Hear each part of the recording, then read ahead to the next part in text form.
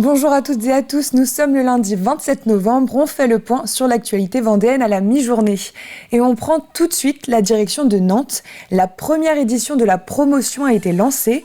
100 jeunes volontaires âgés de 15 à 20 ans étaient réunis samedi à l'hôtel de la région. Ils viennent des 5 départements des Pays de la Loire et jusqu'au mois de juin, ils vont travailler sur plusieurs sujets, notamment l'orientation, un moyen d'impliquer ces jeunes dans les politiques de demain. Anaïs Escalona y était. Orienter les politiques de demain, c'est l'une des motivations de ces jeunes à rejoindre la promotion. La promotion, c'est de permettre à chacun d'entre vous de vous accompagner dans votre cursus scolaire. Moi, j'aime souvent dire, je veux ouvrir le champ des possibles. Pour ces Vendéens, participer à cette initiative, c'est une bonne manière de se sentir impliqué à l'échelle régionale. Du coup, c'est mon CPE qui m'avait convoqué pour me proposer justement de participer à la promotion.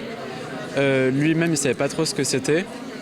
Mais quand j'ai su que ça parlait de l'orientation, je me suis dit que ça ferait toujours un plus pour moi, pour mon dossier, et même que ça allait être intéressant de faire des rencontres qui allaient être inspirantes.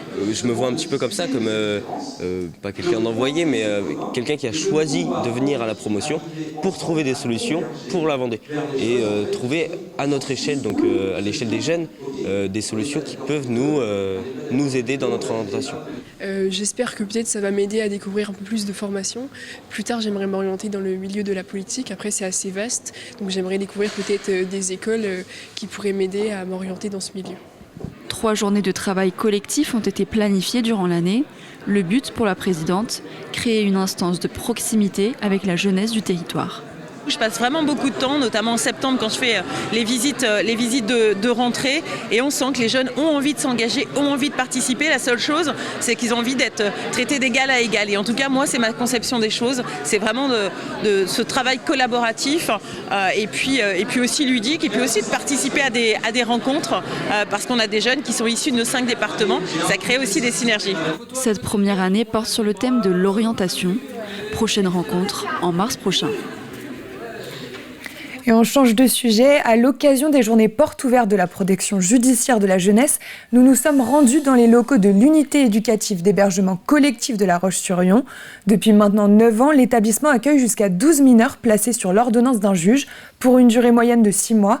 Les jeunes sont ici encadrés par une psychologue et des éducateurs pour les aider à recréer du lien avec leur famille et se réintégrer plus facilement dans la société. Ce centre accompagne ces mineurs grâce à différents outils.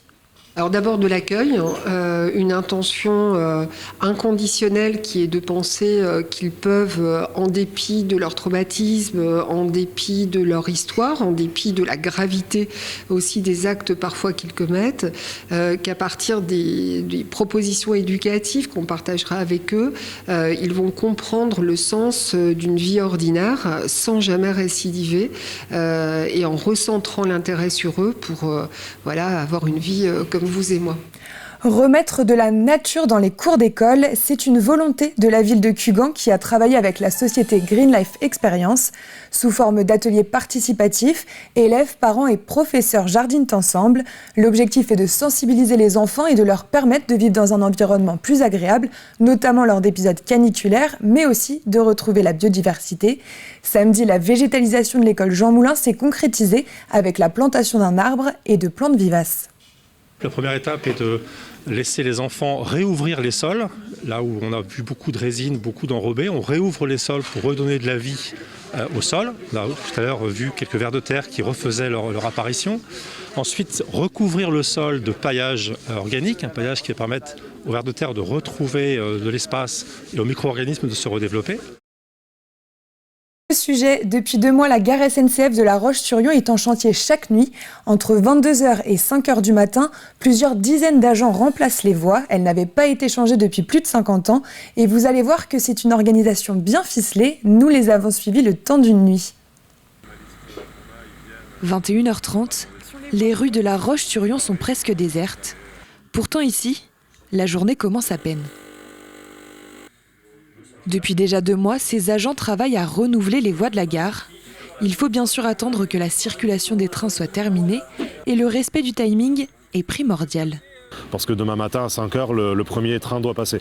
Donc chaque agent a un petit peu cet objectif de rendre à l'heure.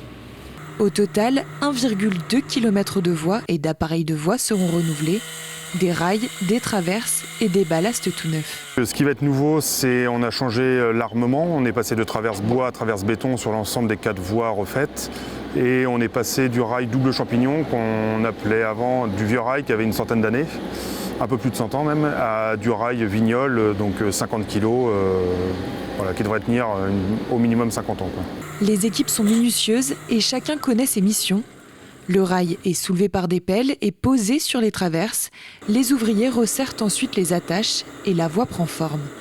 Un chantier financé par SNCF Réseau pour un coût de 4 millions d'euros. Ces travaux sont nécessaires notamment pour le confort des voyageurs, car si les voies ne sont pas renouvelées... Les conséquences, ça va être une réduction du confort sur le voyage. Donc les défauts dans la voie se ressentent sur le confort dans un train et également peuvent entraîner des perturbations des circulations avec des limitations de vitesse temporaires. Donc par exemple, quand une voie est trop usée et qu'on ne peut pas la rendre à sa vitesse normale, on est obligé de réduire la vitesse. Et donc là aussi, ça a un impact sur les temps de parcours des voyageurs. La nuit se termine, les délais sont tenus et les trains pourront partir à l'heure. Les pompiers ont la Sainte-Barbe et les gendarmes ont la Sainte-Geneviève, une tradition qui remonte aux années 1960. Et même si la Sainte-Geneviève est le 3 janvier sur le calendrier, c'est fin novembre que les gendarmes célèbrent leur sainte patronne. Vendredi, c'est donc à Montaigu-Vendée que la cérémonie s'est déroulée. 250 gendarmes du département étaient réunis pour ce moment d'unité important. La tradition, c'est effectivement le passé, mais le passé, c'est nos racines. Et quand on sait d'où on vient, on sait où on va. Donc la gendarmerie est clairement fixée dans ses territoires, dans ses traditions, ce qui lui permet de se moderniser, d'aller de l'avant. Et on vit des périodes compliquées, puis elles semblent s'enchaîner les unes aux autres. Donc il est important que tant qu'on le peut encore, on se retrouve autour de moments plus festifs, plus conviviaux, avec aussi nos familles, nos amis, les retraités, les réservistes, les officiels, tous nos partenaires, pour pouvoir avoir des moments d'union avant de repartir de plus belle. C'est la fin de cette édition. Merci de l'avoir suivi. Je vous retrouve ce soir à 18h pour le journal. D'ici là, passez une très bonne journée sur TV Vendée.